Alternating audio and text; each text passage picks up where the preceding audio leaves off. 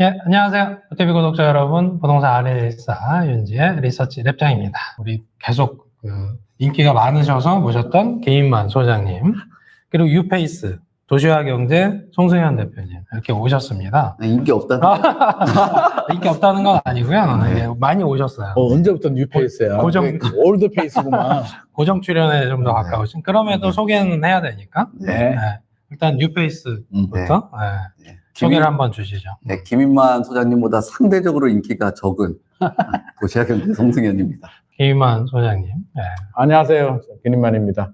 단골이고 송승현 대표님이 뉴는 맞습니다. 저보다 이제 더 젊기 때문에 뉴페이스고. 예, 감사합니다. 오늘 나와주셔서 사실 항상 주제가 다르게 저희가 운영을 합니다만 최근에 부동산원 통계 저희 114 통계도 그렇습니다만 계속 이제 집값이 하향 안정화되는 듯 보이다가 최근에 다시 가격이 튀었어요. 그러니까 사실은 상승폭이 계속 둔화되다가 최근 들어서 상승폭이 오히려 서울 쪽에서 커졌다는 거죠. 그렇죠.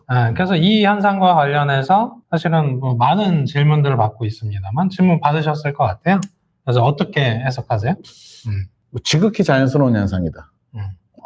일시적으로 이제 우리가 자꾸 이제 언론이 좀 자극적으로 쓰다 보니까 자꾸 하락이라는 표현을 쓰는데, 하락은 이제 강남 쪽에 일시적인 하락이 나왔는데 다주택자 양도세 중과세 때문에 합리적인 선택을 한 거죠. 5월 9일 지나고 세금 5억 낼래, 3억 금매로 팔래, 저 3억 금매로 팔게요 해서 이제 사게 저렴하게 판 매물들이 나오는데, 통계 전에 이제 현장은 한 2주 정도 앞서서 돌아가거든요. 그래서 현장을 계속 모니터링 하다 보면 이미 3월 초 중순 정도에 초 금매는 다 소화가 되고 호가가 올라가고 있었습니다. 통계가 좀 늦게 반영이 됐을 뿐입니다. 그래서 저는 당연히 반등한다라고 생각을 했는데 역시나 반등을 하고 있고, 강남이 반등하는 건 이제 양도세 중과세 때문에 반등을 하는 건데, 저는 강남보다도 더 예의주시하는 게 비고가 아파트, 15억 아래 아파트 시장이 노도강 금강구가 상승폭이 확대되고 있다는 점, 전세 매물이 씨가 말랐다는 점이 이제 어떻게 보면 원인이 같이 맞물려 있는데, 이 지역들이 좀 더 우리가 예의주시해야 되는 지역이고, 솔직히 36억 아파트가 33억, 32억 금매로 조정된 게 그게 저하고 무슨 상관이 있는지, 우리하고 큰 상관이 없기 때문에 저는 오히려 15억 아래 아파트 구간이 어떻게 움직이는지, 앞으로도 지속적인 상승을 할 것인지가 관건이 될 것 같습니다. 똑같이 생각하세요? 상승할 가능성이 높다고 봐야죠. 우리나라의 부동산 역사가 역사까지 나와요.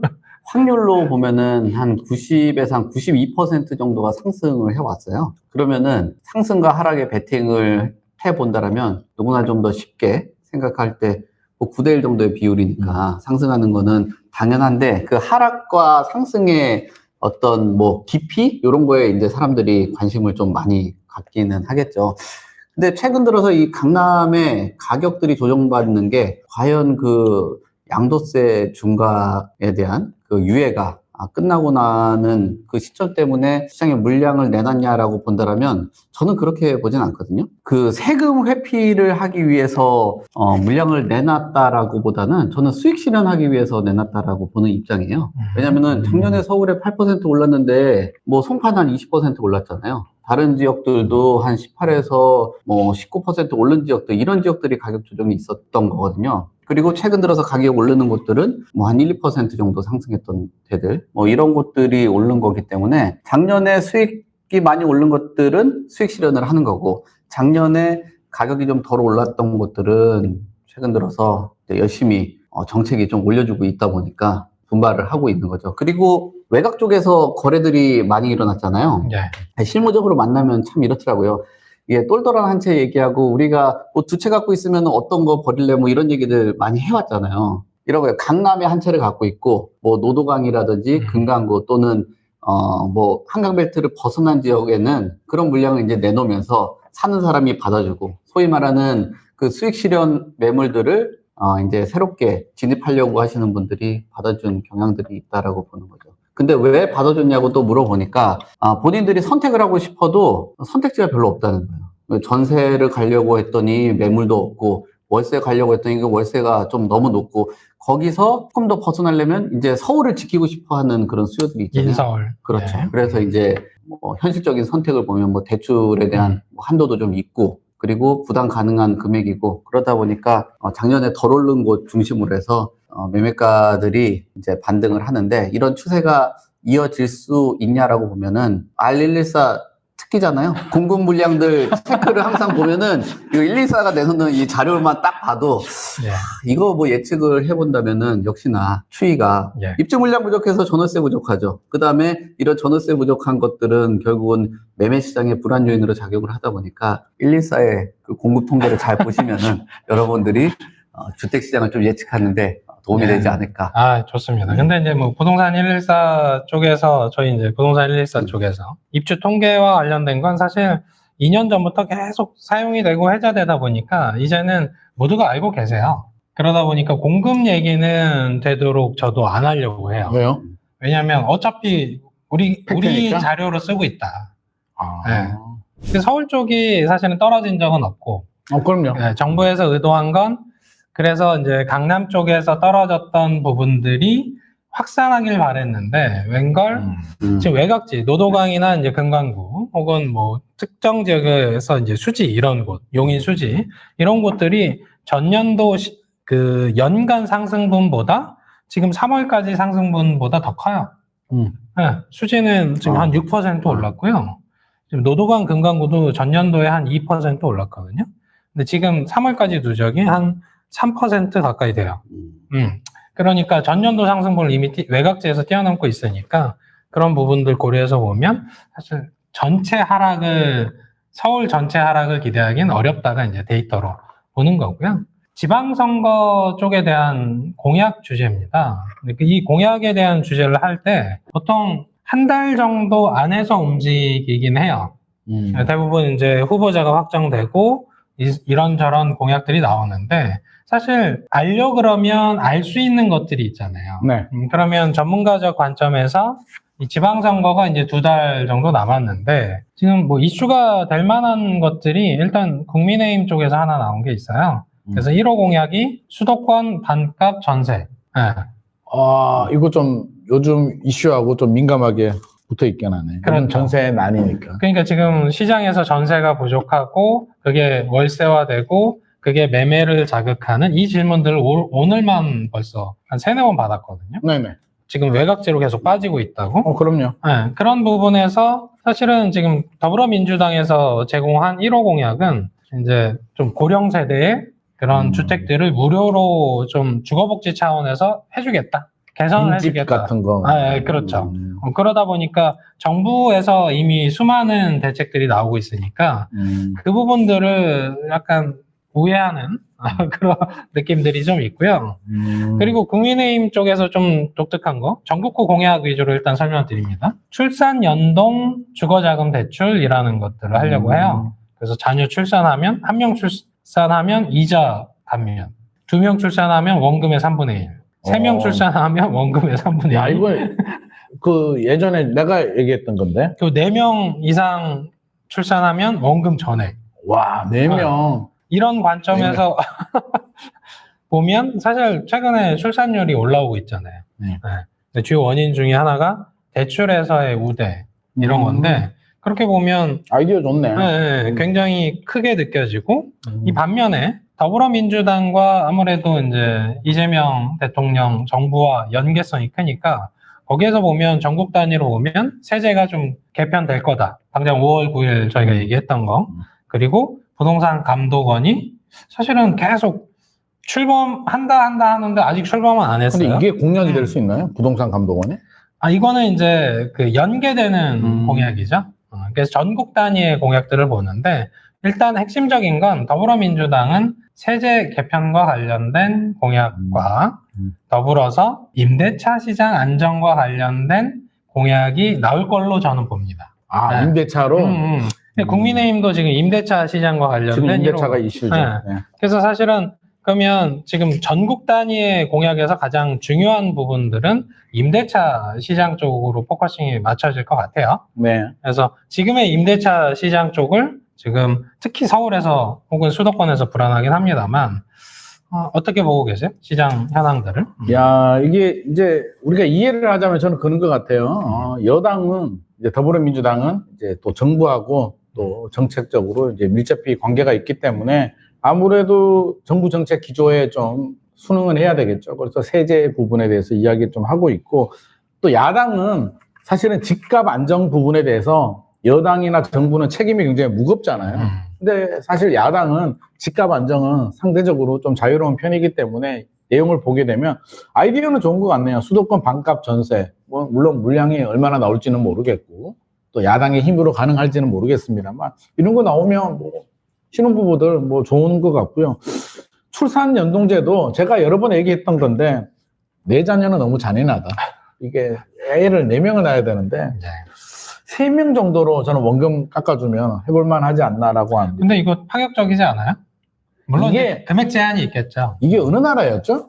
이게 외국에서 이런 사례가 한번 있었거든요. 그래서 아마 성공 모델로 한번 나온 것 같은데 연동해가지고 유럽 쪽에 아마 좀 나온 것 같은데 헝가리였나요? 헝가리 쪽에서 아마 이렇게 자녀에 따라서 뭐 첫째 자녀는 반, 둘째 자녀는 이자 뭐 이렇게 좀 해주는 정책이 있다고 하는데 아이디어는 좋은 것 같은데 궁극적으로 보게 되면 이렇게 해서 해결이 되냐 그러면 특히 전세가 문제잖아요. 전세 문제 해결에는 저는 직접적인 원인, 근본적인 문제 해결에는 사실 접근을 못하고 있기 때문에 요거는 매매잖아요. 매매. 그러니까 이거는 매매고 앞서서 이제 반값 전세는 전세인데 결국에는 이런 공약으로 접근할 수 있는 게 임대차 시장인데 임대차 시장은 결국에는 앞서서 이제 송 대표님 말씀하신 것처럼 공급 부족. 공급을 늘려줘야 되는데 지금 공급을 늘릴 수 있는 뭐 정부도 노력을 하고 있습니다만 뾰족한 답이 없고 제일 빠른 답이 저는 임대사업자. 며칠 전에 오세훈 서울시장이 아마 이야기를 한 것 같은데 개인의 민간 임대사업자를 활성화시킬 수 있느냐가 아마 빠르게 효과는 나올 수는 있는데 정부의 정책, 다주택자를 규제하는 정책과 좀 반대되는 입장이기 때문에 이 부분에 대해서는 첨예한 대립이 좀 보일 것으로 예상이 됩니다. 근데 이렇게 자녀 수에 대한 것들을 하면 너무 자녀를 낳을 때 약간 금전적으로 좀 해석하는 경향들이 좀 생기지 않을까요? 부작용을 보자면, 자, 부작용을 보자면 대출 때문에 자녀를 놓을 것인가. 그냥 부부 사이가 좋고 애가 좋아서 애를 낳았는데 혜택을 주는 이런 문제가 생길 수는 있습니다. 그럼에도 불구하고 뭐 열심히 노력을 한다는 점에서 그리고 저는 대출은 솔직히 이게 대출이잖아요. 그래서 원금까지는 모르겠는데 이자 정도까지는 애기 많은 사람들은 또 이게 집이 좀 필요하니까 그건 저리 대출 같은 건 좀 많이 해주면 좋을 것 같아요. 맞아요. 이자에 대한 부분은 자녀 출산에 따라서 지원하는 정책들은 굉장히 우호적으로 와닿죠. 체감상. 그런 부분들이 있고 어떻게 생각하세요? 이런 그 임대차 시장 쪽에 아무래도 포커싱이 맞춰서 지금 계획이 되는 것 같은데 한쪽에서는 이제 규제에 대한 인식이 있고 한쪽에서는 지원에 대한 인식이 있는 것 같아요. 네. 예. 근데 우선적으로 보면은 출산 연동제라든지 뭐 반값 뭐 이런 저런 얘기들이 쭉 나오고 있는데 출산 연동제 딱 보기에는 아이디어는 좋은 것 같은데 또 이제 반대로 한번 해석을 해볼 수 있거든요. 과연 이렇게 해서 과연 뭐 자녀들을 출산을 해주고 자녀들이 출산되면은 임대료라든지 또는 뭐 이자라든지 뭐 원금이라든지 이런 것들을 지원을 해주는 게 빠를지 또는 반대로 자녀를 안 낳으면 오히려 중과를 시켜버린다든지 반대로 오히려 자녀 안 놓으면 중과라고? 네, 자녀를 안 넣으면은 중과를 시켜버린다든지 어떻게 확인하고 아니 뭐 낳는지 안 낳는지 뭐 출생신고들을 하고 하시니까 아니 근데 이제 와. 원천적으로 또 안 되는 경우도 그러면은 있으니까 그러니까 어느 쪽이 빠르냐 이거예요. 그러니까 부부 사이가 좋아지겠네. 네, 자녀를 가지고 이렇게 어떤 뭐 부동산 정책을 협상을 하는 게 과연 좋겠냐라고 보는 게 시각이 저는 아니다라는 거죠. 어떤 인륜이잖아요, 하나에. 그 태어나는 자녀나 이런 것들이 뭔 비전을 제시를 해서 우리나라의 부동산이나 정책 설계를 해야지 출산의 수나 뭐 이런 거에 맞춰가지고 자꾸 바뀌고 또 청약제도도 자꾸 손보고 이자를 가지고 협상해주고 이러는 게 좋은 정책은 아니다라고 보는 거예요. 환경이 좋다라고 하면은 자녀들을 또 출산을 하는데 뭐 그렇지 않고 단순하게 이런 뭐 공약을 가지고 협상을 하는 거는 저는 그냥 개인적으로 저는 별로 좋지 않다라고 보여지고 그리고 이렇게 자녀들이 만약에 출산을 해요. 지금 주택의 구조가 그래서 뭐 8사형에서 또 5구로 내려가고 또 곳곳엔 4구로 했는데 그럼 이제 면적을 또 다시 넓혀야 되는 과정이잖아요. 그러니까 그런 설계를 전체적으로 디자인을 해 가면서 주택 공급이나 또는 이런 이자 지원이라든지 그런 것들 없이 그냥 뭐 자녀들을 많이 낳으면은 이자를 감면해 주겠다. 2차, 3차 그러면 언뜻 들으면 이거 되게 재밌는 아이디어다라고 생각하는데 세부적으로 들어가면은 그냥 좀 손 봐야 될 뭐 점들이 많지 않겠냐라고 보고요. 아까 그 더불어민주당 뭐 예. 이쪽에서 나온 것들은 약간 결국은 규제 정책에 좀 가까운 제도잖아요. 여기는 뭐 지원을 해주고 이쪽은 또 규제 정책을 해주는데 또 여기는 또 이제 그 고령자 측 뭐 여기 이제 무상 설비를 해준다 뭐 내용들이 있는 것 같아요. 그러니까 이쪽은 65세 이상이 텃밭이 아니잖아요.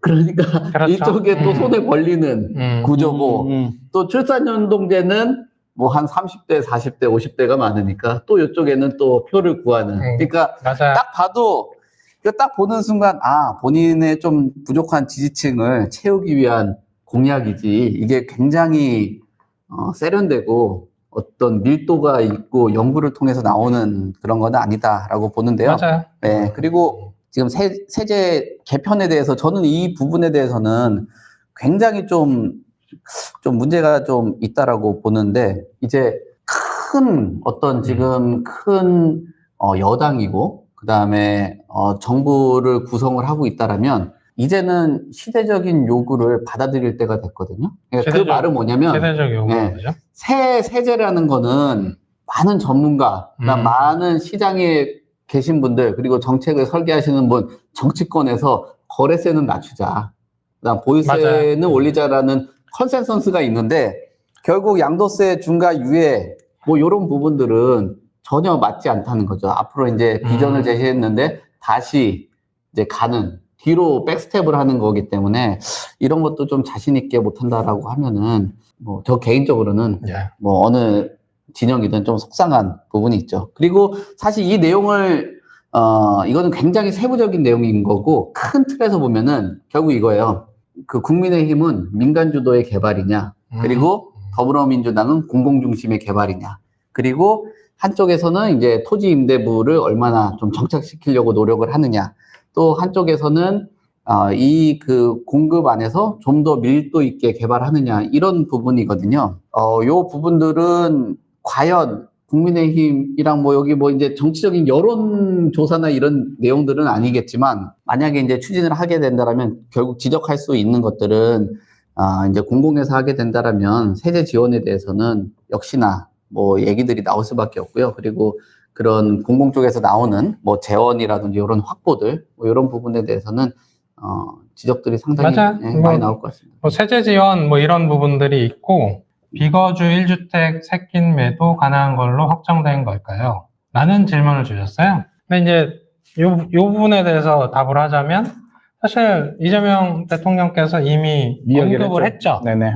근데 그동안의 메커니즘을 보면 언급을 하면 제도화가 되죠. 그렇죠. 이제 국토부가 움직이고 있죠. 예, 움직이고 이것도 매도 가능한 걸로 확정이냐 하면 확정은 아닌데. 확정은 아닌데 사실상 확정에 가깝죠. 확정될 가능성이 매우 높다. 그렇죠. 그 부분 동의하시죠? 네네. 근데 여기 지금 요즘에 이제 그 부분들 기간이 연장되고 1주택자 얘기들도 하고 있는데. 맞아요. 근데 그 부분들은 뭐 이제 소장님도 그렇고 실제로 과거서부터 실무를 해보시는 분들은 이 주거 이동이라는 게 한 달, 두 달 늘린다고 이게 딱딱 맞아떨어지지가 않아요. 그 앞에 있는 사람 세입자 내보내야 되고 본인 집 정리하고 이동하고 하는데 최소 6개월에서 한 1년 정도는 플랜을 세워야 되거든요. 오늘 뭐 기사가 나왔다 또는 발언이 나왔다라고 해가지고 내일 어디 계약해가지고 그 다음날 할 수 있는 그런 물건 사고 그런 개념들이 아니거든요. 근데 5월 9일 임박해가지고 자꾸 이런 거를 하는 게 오히려 혼란스럽다 이거죠. 차라리 기간들을 충분히 아니면 올해라든지 뭐 얘기하지 뭐 초반만 해도 한시는 없다, 유예는 없다 이런 얘기가 나오는데 결국 실무로 들어가다 보니까 계속 이게 맞아요. 땜질로 나오고 현실 적용의 문제인데 근데 비거주 1주택은 지금 5월 9일 건이랑은 상관은 없이 아마 이 부분들을 매각할 수 있는 그것들을 요청을 주시는 아마 될 것 같습니다. 뭐 매각을 왜 정부에서 매각에 대해서 신경을 쓰냐면 지금 신축 쪽에서 시간을 벌어야 되는데 기존 매물밖에 대안이 없습니다. 그 매물들이 나와서 이 시간적인 그 착공을 하고 준공되는 그런 과정들의 시간을 좀 벌어준다. 이런 과정에서 보시면 좋을 것 같고요. 저 개인적으로는 우리 5월 9일이잖아요. 지금 제 뇌피셜은 5월 9일 지나면 연말까지 또 연장될 수도 있지 않을까. 그러니까 메모리 안 그거를 나오고. 미리 얘기해도 자꾸 조금 내는 게 그게 이제 그 문제라는 거예요. 하려면은 과감하게 기간을 1년이든 6개월이든 줘야지 한 달하고 그 다음날 요거 안 되네 조금 왜냐면 더 이게 5월 좀 9일을 했는데 생각보다 정부가 기대하는 매물이 많이 출현하지 않고 있기 좀 때문에 많이 줄었습니다 지금. 12월까지 하고 좀 더 보유세를 아니, 좀 개편하면서 12월까지 좀 그건 시간을 주는 방향. 정책 신뢰도 저하로 연결돼요. 이미 저하되고 있는데 뭘. 아주 지금 계속 말이 바뀌고 있기 때문에.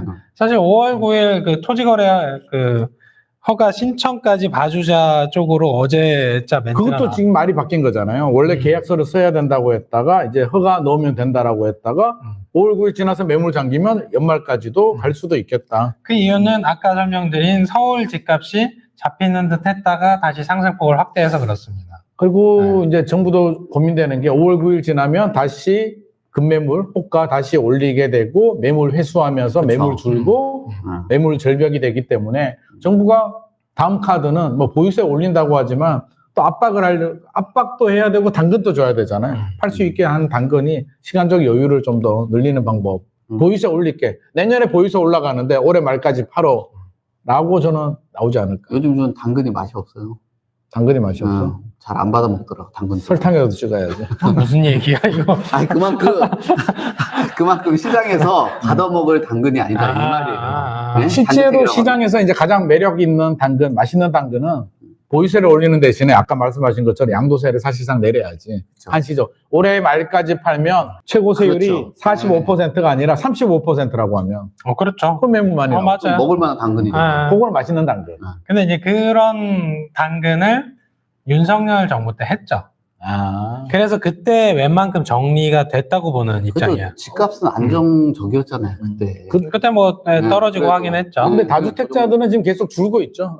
비중은 계속 줄고 있는 추세이기 때문에 진짜 급한 분들은 이미 팔았고 올 3월에도 또 팔았다. 이렇게 그래요. 할 수 있을 그러니까 거예요. 아까 그 현실적인 이사 기간 뭐 6개월, 1년 얘기 주셨잖아요. 근데 세제 개편은 얼마나 걸릴까요? 그러니까. 보유세 이거는 지금 이제 개편하자. 지금 근데 시장에서 지금 딱 우려하는 타이밍은 건 좋잖아요 사실. 아니 근데 거대 시장에서 여당과. 네? 그런데 여당에서도 이제 생각해야 되는 게 2028년 4월이 이번 6월은 지방선거고 2028년 4월은 국회의원 선거입니다. 사실 국회의원 선거가 더 중요하죠. 국회의원들 입장에서는. 그러면 세제 개편하게 되면 2027년 12월 고지서가 날아옵니다. 고지서 날아오고 4개월 후에 국회의원 선거를 하기 때문에 국회의원들은 특히 서울에 있는 지역구에 있는 국회의원들은 이 보유세를 굉장히 민감하게 그러니까 보유세 올려서 집값 안정보다 내가 공천받고 내가 당선되는 게 사실은 정치적으로 더 중요할 수도 있기 때문에 저는 굉장히 민감하게 반응을 할 거라고 생각합니다. 그러면 우린 지방선거 얘기하고 있는데 너무 미래에 지금 보유세가 결국 그렇게까지 연결이 되기 때문에 지방선거를 다음에 이제 피해서 이제 개편안은 하겠으나 결국에는 국회의원 선거까지 이어진다는 거죠. 그렇게 본다면 저는 치명적으로 보유세를 소위 말해서 20억 아파트 가지고 있으면 뭐 보유세 1년에 한 채만 가지고 있어도 2천만 원, 3천만 원 내게 만들겠다. 그렇게 하면 민심이 가만히 있겠습니까? 서울에 20억 아파트가 지금 중위 가격이 12억, 중소형 아파트 중에 평균 가격이 15억이 넘었는데 15억 아파트 중간 평균 하나 가지고 있으면 1,500만 원, 2천만 원 내야 돼라고 하면 상황이 어떻게 될까요? 근데 저는 그 얘기를 하기 전에 사실 난 이 종부세에 대해서 이해가 안 되는 입장이에요. 아직도 이해가 안 돼요? 아니 그 종부세 재산세로 통합을 해서 가는 쪽이 맞지. 이거 고지서 얘기하잖아요. 그러니까 그 고지서 날짜하고 종부세 나가는 날짜하고 뭐 이런저런 거 계산하다 보니까 또 표 계산하게 되고 정치적인 공학적으로 생각을 하게 되니까 단순화해야지. 최대한 세금은 단순화하고 그리고 전문가의 영역이 아니라 일반인들도 어느 정도 예측 가능하다라고 하면 본인이 보유를 할지 판매를 해야 될지 이런 것들을 하는데 꼭 그 날짜 다 돼가지고 이제 막 계산들을 하잖아요. 근데 그 계산안에 이제 뭐 행정적으로 개입이 또 들어오면 내가 계산한 것보다 갑자기 올라가고 또 하고 그 다음 내년은 또 어떻게 될 것 같고 그러니까 집값에 대해서 정책 노이즈가 껴서 자꾸 변동성이 생기는 거거든요. 그러니까 세금은 단순화하면 단순화할수록 좋다라는 거예요. 저 근데 개인적으로. 제도가 너무 복잡하잖아요. 그러니까 그거를 그래- 지금 이제 그래서 궁금한 건 제가 질문 드린 건 보유세 개편을 한다고 하는데 왜냐면 지금 소비자들은 하나밖에 없는데 두드려 맞을까 봐 걱정하시는 경향성이 좀 있거든요. 근데 제 관점상에서는 굉장히 오래 걸리는 이슈거든요. 아까 말한 6개월, 1년보다. 그럼에도 우려를 하고 계시니 전문가분들이 안을 주시면 일단 세제 네. 개편안이 이제 7월부터 시작을 할 거고요. 하게 된다면 11월, 12월에 이제 국회 통과를 해야 됩니다. 해야 되는데 제 생각에는 힘듭니다. 그래서 50억 초과, 초고가에 대해서는 뭐 보여주기식으로 어느 정도 올릴 수는 있는데 그 이하 구간, 특히 마포, 성동, 강동구, 광진구, 동작구 같은 20억에서 30억 구간에 상당히 많이 부담스럽게 올리지는 저는 못할 거라고 봅니다. 그렇게 올리게 되면 그쪽 지역의 표 색깔이 바뀝니다. 국회의원 선거에. 그럼 이렇게 할 수는 있잖아요. 앞으로 5년 동안 이렇게 올리겠다. 안은 낼 수 있잖아요. 공정시장 가입 비율도 의견이 분분한데 문재인 정부 때 5%포인트씩 올렸거든요. 이번에는 그렇게 올리지 않을 겁니다. 그렇게 올리게 되면 또 시장에 또 다른 부작용이 생기기 때문에 80%까지는 저는 올릴 수 있겠다라고 보는데 이번에 강남권 같은 경우는 집값이 크게 안 올랐기 때문에 어떻게 보면 80%, 60에서 80% 공정시장 가입 비율을 올려도 집값이 별로 안 올랐다면 세부담은 늘어나긴 해도 그러니까 한마디로 시장에서 걱정하는 건 그거잖아요. 문재인 정부 마지막에 2021년에 2017년과 2021년에 비교해 보면 세부담이 3배, 5배 막 이렇게 늘어났잖아요. 그렇게 늘어날 거냐라고 한다면 저는 그렇게 늘어나진 않을 것이다. 그렇게 늘어나는 건 똑같은 실수를 2번 반복하지는 저는 않으리라고 생각을 하고요.